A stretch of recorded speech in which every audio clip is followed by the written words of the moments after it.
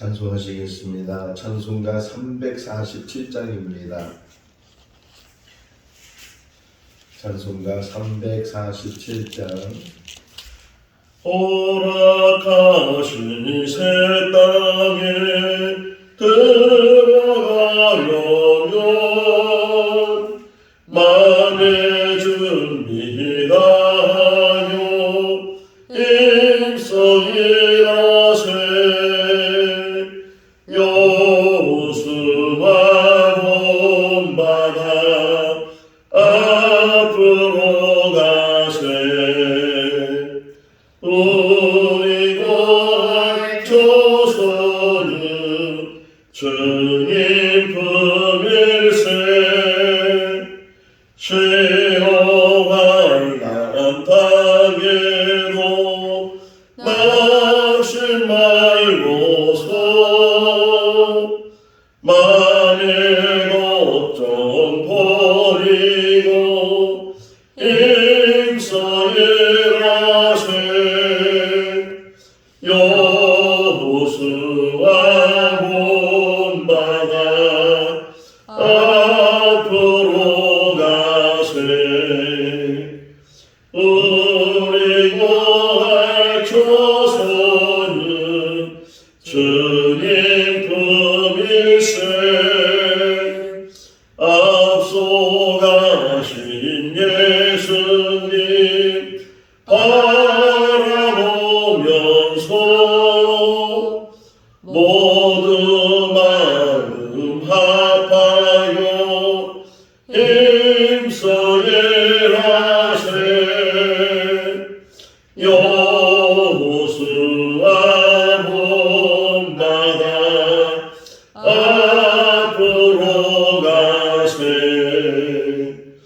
우리 고향 조선은 주님 품일세. 이날 꽃이 아직도 많이 있으니 담대하게 나가서 임성일하세. 여호수아 본받아 앞으로 가세. 우리 고향 조선은 주님 품일세. 히브리서 11장 32절부터 마지막 40절 말씀까지 보시겠습니다. 히브리서 11장 32절에서 40절 말씀. 내가 무슨 말을 더 하리요? 기드온, 바락, 삼손, 입다, 다윗 및 사무엘과 선지자들의 일을 말하려면 내게 시간이 부족하리로다. 그들은 믿음으로 나라들을 이기기도 하며 의를 행하기도 하며 약속을 받기도 하며 사자들의 입을 막기도 하며 불의 세력을 멸하기도 하며 칼날을 피하기도 하며 연약한 가운데서 강하게 되기도 하며 전쟁에 용감하게 되어 이방 사람들의 진을 물리치기도 하며 여자들은 자기의 죽은 자들을 부활로 받아들이기도 하며 또 어떤 이들은 더 좋은 부활을 얻고자 하여 심한 고문을 받되 구차히 풀려나기를 원하지 아니하였으며 또 어떤 이들은 조롱과 채찍질뿐 아니라 결박과 옥에 갇히는 시련도 받았으며 돌로 치는 것과 토교로 켜는 것과 시험과 칼로 죽임을 당하고 양과 염소의 가죽을 입고 유리하여 궁핍과 환난과 학대를 받았으니 이런 사람은 세상이 감당하지 못하느니라. 그들이 광야와 산과 동굴과 토굴에 유리하였느니라. 이 사람들은 다 믿음으로 말미암아 증거를 받았으나 약속된 것을 받지 못하였으니 같이요. 이는 하나님이 우리를 위하여 더 더 좋은 것을 예비하셨은즉 우리가 아니면 그들로 온전함을 이루지 못하게 하려 하시니라. 아멘. 할렐루야. 히브리를 쓴 이 저자가 믿음에 대해서 설명하면서 구약에 나오는 인물들을 이제 연구하고 또 그들을 통해서 공통점을 찾았는데 시대별로 다 다르지만 또 삶의 자리가 다 다르지만 그러나 그들에게 공통점은 믿음으로 살았다. 아벨부터 시작을 해서 쭉 지금 이야기를 전개해 오고 있고 어제 우리 새벽에 본 말씀은 모세까지 하나님께서 한 사람 한 사람을 만나시고 또 그들에게 믿음을 주시고 그 믿음으로 이 땅에서 귀한 삶을 살았다 이렇게 설명을 하고 있어요. 우리 성경 공부할 때 제가 우리 말씀드린 것 중에 하나가 뭐냐면 성경에는 중심이 있다 그랬어요. 그래서 마태복음 1장 1절을 보게 되면 아브라함과 다윗의 자손 예수 그리스도의 계보라. 그러니까 많은 사람들의 이름이 나오는데 그 중심을 딱 보면 아브라함이 중심이 되고 또 다윗이 중심이 되고 그래서 그것이 이제 예수님과 연결이 되는 것을 보게 되는데 오늘 새벽에 일어나서 이 말씀을 다시 묵상을 하면서 세 사람이 다시금 생각이 났어요. 아브라함, 모세, 다윗. 아브라함, 다윗 그 사이에 한 사람을 더 이제 생각해 보면 모세를 생각해 볼 수 있는데 그럼 질문이에요. 퀴즈. 아브라함과 모세와 다윗의 공통점은 뭘까? 그러니까 어떤 분은 남자다 이렇게 이야기를 하는 분도 있을 수 있는데 자 아브라함을 생각해 보세요. 아브라함이 어떤 인물이었는가 또 모세가 어떤 인물이었는가 그리고 다윗이 어떤 인물이었는가 후에는 이들이 참 한 사람은 믿음의 조상이 되고 한 사람은 위대한 지도자가 되고 한 사람은 위대한 왕이 됐는데 그런데 이 사람들이 처음에 하나님의 어떤 부르심을 받았을 때를 생각해 보면 그들이 하나님을 택했어요? 하나님이 그들을 택했어요? 하나님이 그들을 택하셨죠. 아브라함을 하나님이 택하셔서 가나안 땅에 들어가게 하시고 저 양치고 있는 나이가 80이 다 된 그런 모세를 하나님이 택하셔서 지도자로 삼으시고 저 이제 막내로 태어나서 양치고 있는 그 다윗을 하나님이 택하시고 사무엘이 이새의 집에 가서 그 중에 이새의 아들 중에 한 사람에게 기름을 부으려고 했을 때 아들이 한 명이면 이 사람이구나 이렇게 할 수도 있을 텐데 아들이 7, 8명이나 되는 그런 많은 아들이 있는 중에 한 사람을 택하는데 유독 그 막내는 집에 있지도 않고 집 주변에 있지도 않고 저 멀리 들에 나가서 양치고 있는 그럼에도 불구하고 하나님께서는 그 이새의 다른 아들을 이제 다 제껴놓고 저 멀리서 아무도 찾지 않고 아무도 알아주지 않는 그 다윗을 불러서 기름 부어서 후에는 위대한 왕으로 세우셨다. 요한복음 15장 16절 말씀에 보게 되면 예수님께서 하시는 말씀인데 제자들이 하시는 말씀이에요. 너희가 나를 택한 것이 아니고 내가 너희를 택하여 세웠다. 제자들을 택할 때 근데 제자들 한 사람 한 사람 우리가 뭐 깊이 알 수는 없지만 그냥 쉽게 보면 하나님 예수님이 택하신 제자들을 보면 어떤 정말 제자의 자격이 있어서 예수님을 따라갈 만한 또 예수님을 견줄 만한 그런 자격과 스펙을 가진 것이 아니고 뭐 업으로 있던 사람 또는 뭐 세금을 받던 세리 뭐 이런 사람들을 불러서 특별히 갈릴리 지역에 있는 그런 사람들이 알아주지 않는 그런 사람들을 불러서 제자로 삼은 것을 보면 하나님의 은혜다.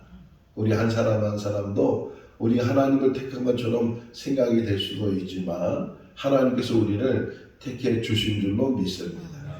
어제 모세에 대한 이야기로 이제 끝났는데 30절 말씀에 보면 여리고성을 무너뜨린 이야기가 나오잖아요. 여리고성을 무너뜨렸다 하면은 그 인물이 누구예요? 여호수아겠죠. 여호수아가 이스라엘 백성들을 이제 가나안 땅으로 데리고 들어가서 제일 먼저 만나는 곳이 여리고 성이었어요. 여리고 성은 난공불락의 성이었어요. 그런데 그 성이 무너지게 되는 그런 모습을 보게 되는데, 자, 여호수아가 1장부터 24장까지 되어 있는데, 여호수아 1장에 보면 뭐라고 표현하냐면 여호수아를 이렇게 설명해요. 모세의 수종과 눈의 아들 여호수아. 그러니까 이 출애굽하면서부터 시작을 해서 가나안 땅에 들어갈 때까지, 모세가 죽을 때까지 그 여호수아는 모세의 종으로, 모세를 섬기는 그런 사람으로 여호수아가 살다가 모세가 죽고 그의 후계자가 돼서 이제 이스라엘 백성들을 데리고 간 사람이 여호수아예요. 또 여호수아 24장을 보면 이제 여호수아가 죽기 전에 이스라엘 백성들에게 유언을 남기기도 하고 그러는데, 그때 24장에 가서 여호수아를 가리켜서 뭐라고 표현하냐면 여호와의 종 여호수아는 이렇게 표현해. 그러니까 그의 삶의 시작이, 지도자로서의 삶의 시작이 모세의 종으로 시작을 했던 그 여호수아가 후에는 하나님의 종으로 그 인생을 마치게 되는. 그런데 그에게 들어갔던 수식이 뭐냐면 종이라는 거예요. 그러니까 여호수아는 종된 삶을 살았다. 옛날에, 지금은 그렇게 기도하는 분들이 안 계시는데 저희 어머니 때나 저희 이렇게 앞서간 그 성도들 혹이나 기도할 때 목사님에 대해서 기도하면서 뭐라고 기도하냐면 종이라고 기도하잖아요. 하나님의 종 아무개 이렇게 얘기를 하는데, 근데 그렇게 기도하다 보니까 좀 죄송한 마음도 있고, 그래서 성도들이 종님이라는, 종님. 이 종님에게 뭐 오늘도 은혜를 더하여 주시고 종님에게 뭐 어떻게 해달라고 그렇게 기도를 하잖아요. 그러니까 하나님의 종이라는 뜻이에요. 근데 이 종이 어떻게 님자가 붙냐? 종이면 종이지. 그래가지고서 어떻게 흐지부지 하다가 요즘은 그렇게 기도하는 분들을 쉽게 찾아볼 수가 없잖아요. 그래서 그것을 대처해서 하는 말이 주의 사자 뭐 이렇게도 표현하고 있는데, 어떻게 보면은 이 종이라는 표현이 가장 적절한 표현이에요. 하나님의 종, 또 더 나아가서는 교회의 종, 성도의 종, 목회는 종된 삶을 사는 것이다. 더 나아가서는 목회뿐만 아니라 신앙생활은 종된 삶을 사는 것이다. 인생을 성공할 수 있는 것은 종이 되는 거예요. 그래서 이렇게 권면의 베드로가 너희는 자유하나 너희는 종으로 살아라. 하나님의 종으로 살고 또 말씀의 종으로 살아라고 권면하고 있는 것처럼, 종은 어떤 일을 하는 거예요? 자기 마음대로 일을 하는 거예요? 주인의 일을 하는 거예요? 주인의 일을 하는 거예요. 자, 종의 그 주인의 일을 하는 것도 크게 두 가지로 생각했어요. 하나는 시켜서 하는 일. 그러니까 주인이 이거 해라 저거 해라 이렇게 시켜서 하는 일이 있잖아요. 그걸 잘하면은 주인이 칭찬할 것이고, 아, 참 충성된 종이다 이렇게 말할 수 있는데, 그보다 더 나은 종은 어떤 종이에요? 알아서 하는 거죠. 정말 주인을 기쁘시게 하는, 우리 히브리서 11장 5절 말씀 어제 묵상했는데, 그 에녹이 이 땅에 산 날도 옮겨지기 전에 그가 하나님을 기쁘시게 하는 자였다 이렇게 표현하고 있는 것처럼, 우리가 이 땅에 산 날 동안 얼마를 더 사는지를 모르겠어요. 제 주변에도 누가 돌아가셨다는 말을 전해주고, 이제 그런 걸 들으면서 나 역시도 때가 되면은 이 세상을 떠나게 될 텐데, 어쨌든 이 땅에 살고 있는 동안에 내가 무엇을 하며 살 건가, 늘 이게 저한테 고민이고 또 늘 이게 기도 제목인데, 이 땅에 사는 날 동안 할 수만 있다면 하나님을 기쁘시게, 하나님의 일을 감당하면서, 뭐 우리가 전도한다고 몇 사람이나 전도가 되겠어요? 그럼에도 불구하고 최선을 다해서 우리 주어진 환경 속에서 열심히 전도하고, 또 우리가 성경을 읽으면 얼마나 읽겠어요? 또 읽으면서 얼마나 많이 깨닫겠어요? 어젯밤에 다시 성경을 읽으면서 제대로 해석이 안 되는 것도 있어요. 우리 흔히 성도들은 이렇게 생각할지도 모르겠어요. 목사님 정도가 되면, 뭐 저뿐만 아니라 목사님 정도가 되면 성경 공부를 많이 했기 때문에 성경에 대해서는 다 알고 있을 거다라고 생각. 물론 좋게 생각해 주는 거기 때문에 그렇게 생각할 수 있지만, 수십 년을 공부를 해도 뭐 평생을 이 성경을 붙들고 성경을 연구를 해도 때로는 제대로 깨달을 수도 없고 해석이 안 되는 부분도 많이 있어요. 오늘 본문에서도 그런 부분이 없지 않아 있는데, 근데 이게 중요해요. 베드로후서 1장에 보게 되면 너희는 예언의 말씀을 사사로이 풀지 말라 그래.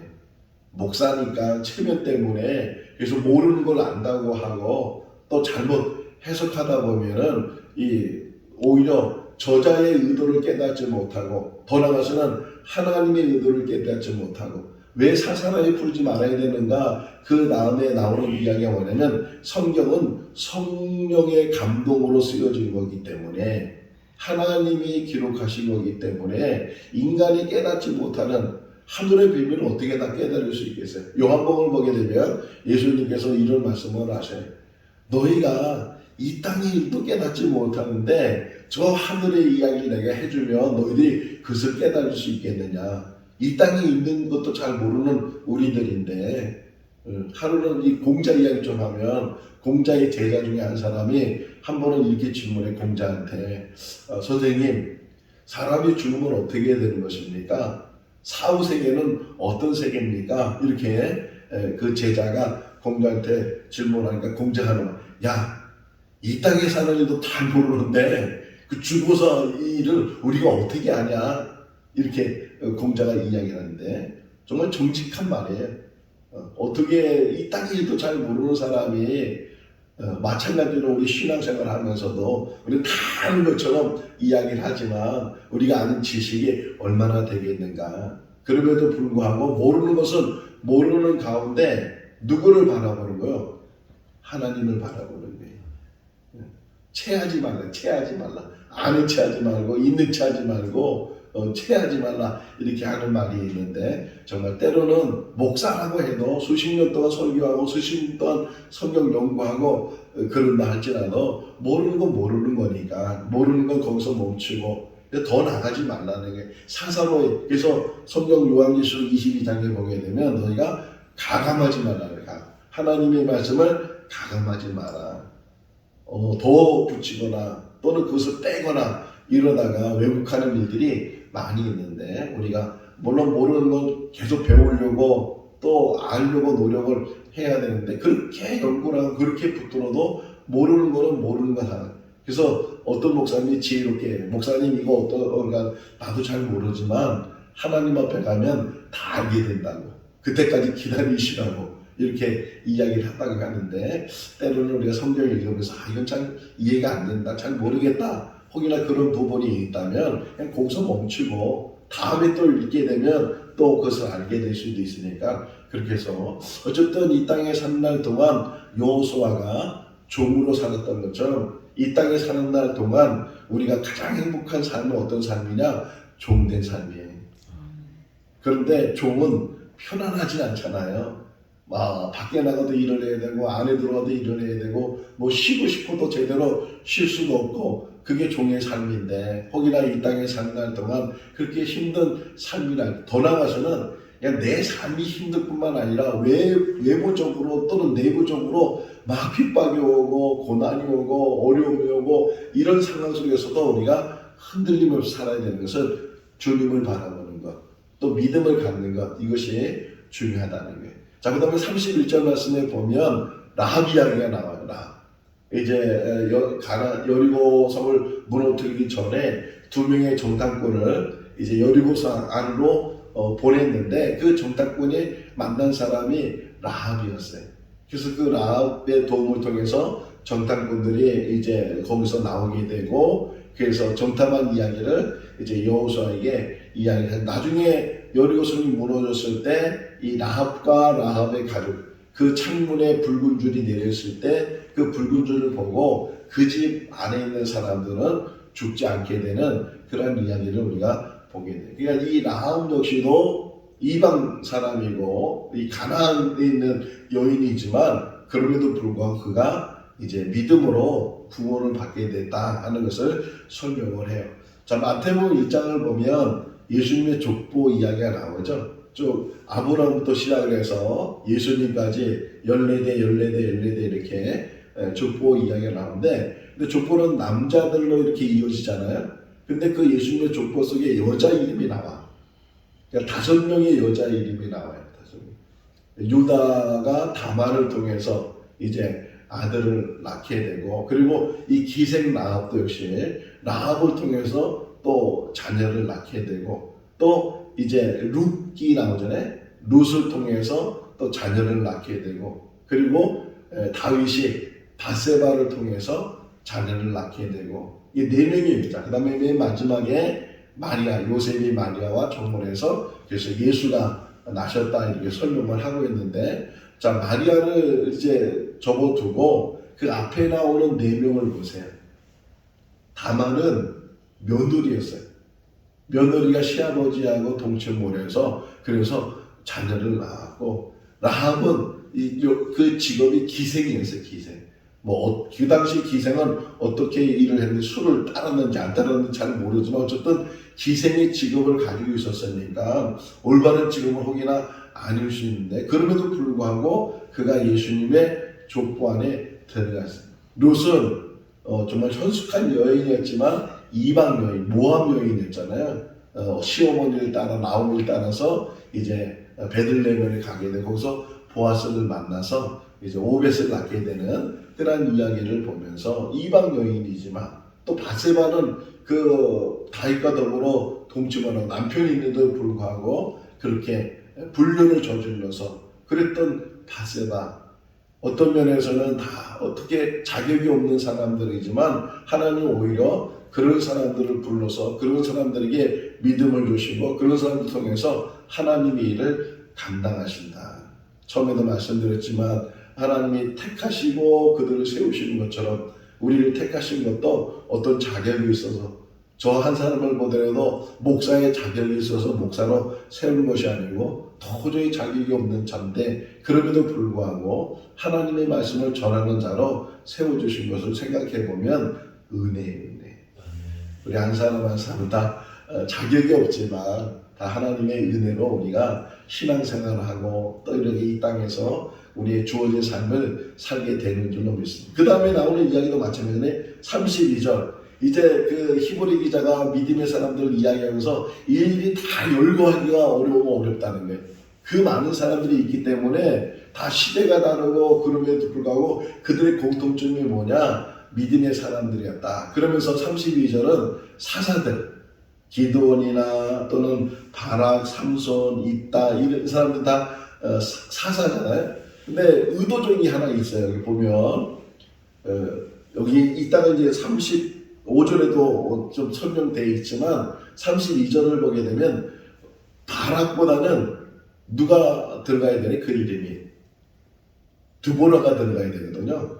드보라가 사사였고 바락은 드보라를 돕는 사람이었어요. 그럼에도 불구하고 드보라 이름을 쓰지 않고 바락이라는 이름을 쓴 것은 시대적인 배경이 어느 정도 깔려 있는 거예요. 그 구약뿐만 아니라 신약 이 상황 속에서도 여자에 대해서, 자, 사람의 민수기를 보게 되면 사람의 숫자를 세잖아요. 출발 1차 인구조사, 2차 인구조사 뭐 이런 인구조사 나오는데 여자는 숫자에 들어가지도 않아요.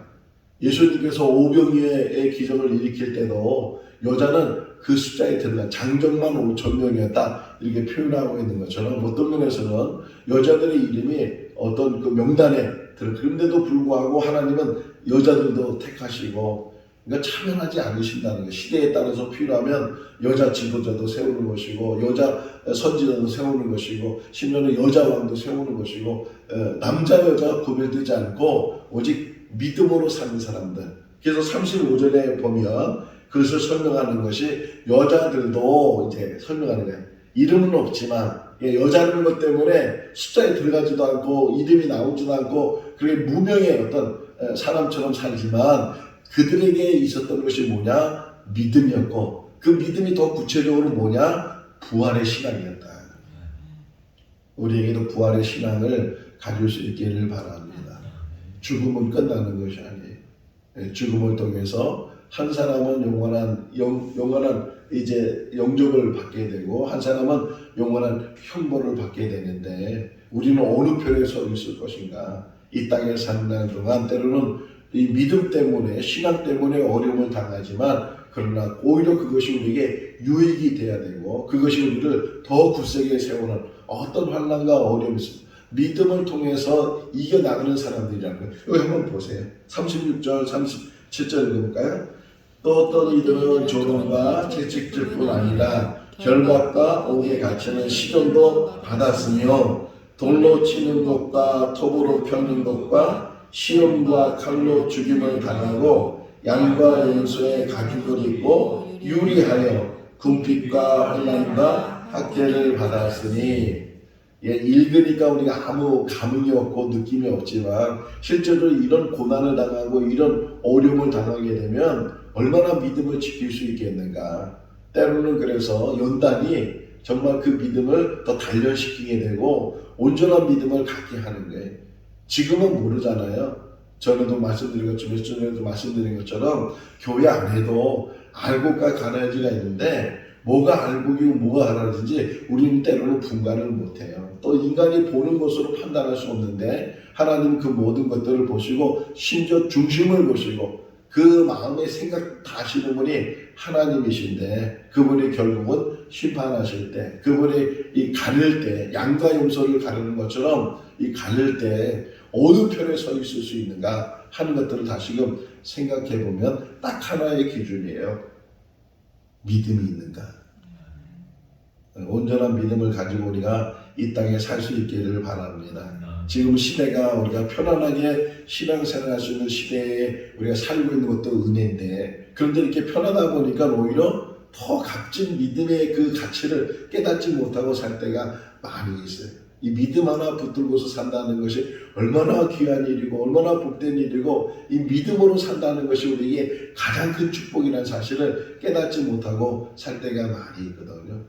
한국을 떠나면 그 사람들은 애국자가 된다 그러잖아요. 한국 안에 있을 때는 한국이 그렇게 좋은지도 모르고 얼마나 많은 보호를 받고 얼마나 많은 혜택을 누리고 하는 걸 잘 모르는데 저 타국에 가서 어려움을 당하기도 힘든 일을 당하게 되고 여권도 차이가 있대잖아요. 어느 나라에 가면 한국 여권 보여주면은 별로 신통하게 생각하는데 어떤 사람은 미국 여권 보여주면 맨날 패스시키고 그냥 통과하라고 하는데 이런 때로는 지금은 우리나라가 그래도 경제적으로 많이 올라가고 그랬는데 그 전환점 중에 하나가 뭐냐면 88 올림픽이래요.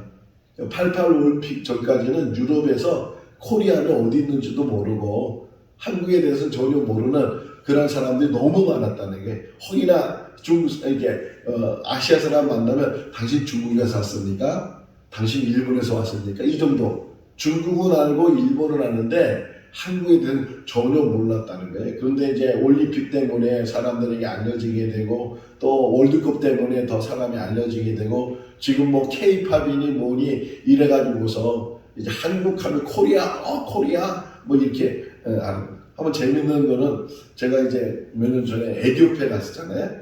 에티오피아 갔는데 거기는 막 그냥 길이 다 그냥 이렇게 시멘트 길이 없어요.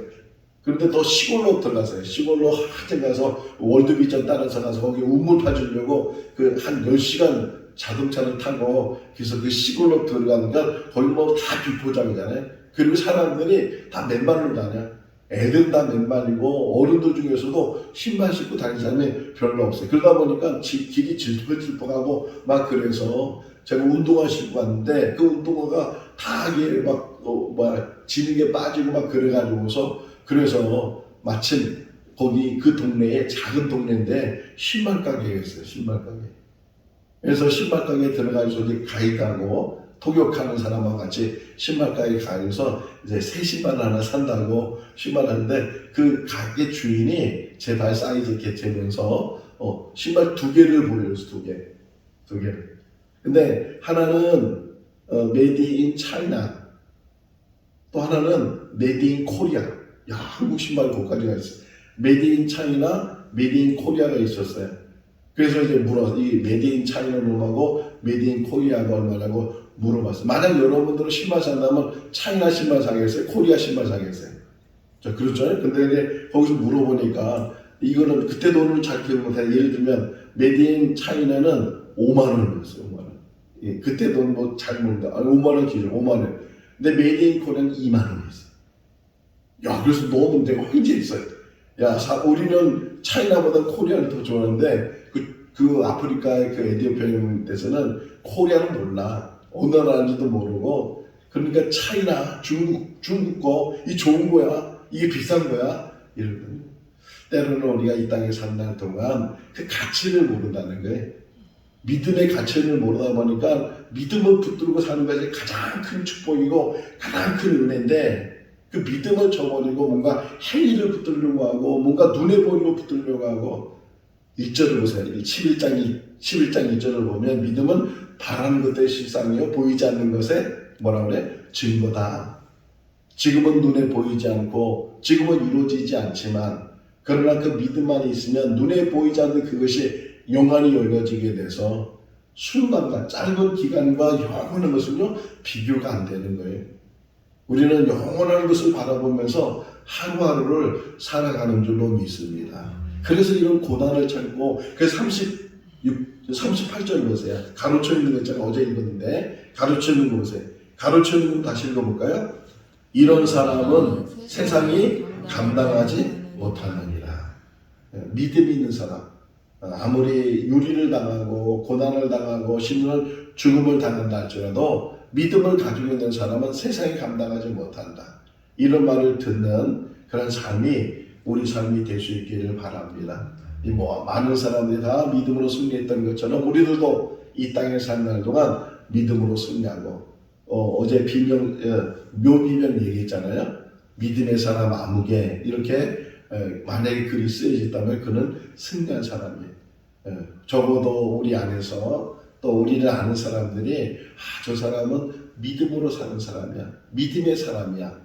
이런 말을 들을 수 있는 그런 믿음의 사람들이 다 될 수 있기를 주님의 이름으로 축원합니다. 기도하겠습니다.